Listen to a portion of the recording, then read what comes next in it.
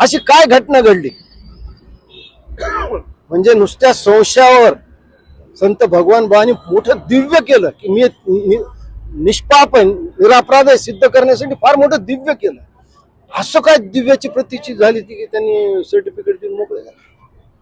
मी Dhananjay मुंडेच्या media ट्रायलच्या विरोधात आहे. Media trial व्हायला नको पाहिजे.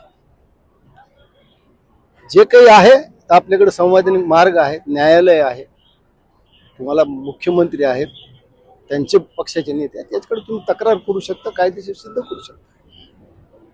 पण अशा पद्धतीने ते बरं झालं की चला महाराष्ट्रात सुरुवात झाली की साधू संत आता राजकारणात आले, काही चांगली माणसं राजकारणात आली तर वाईट माणसं दूर होतील. नाही तर कसा भस्मासूर परळीत झाला आणि त्याने अख्खा बीड जिल्हा कसा खाऊन घेतला हे आपण पाहतो. मग या भस्मासुराचा जन्मदाता कोण आणि त्याला या पापापासून सुटका आहे का, हा माझा दुसरा प्रश्न.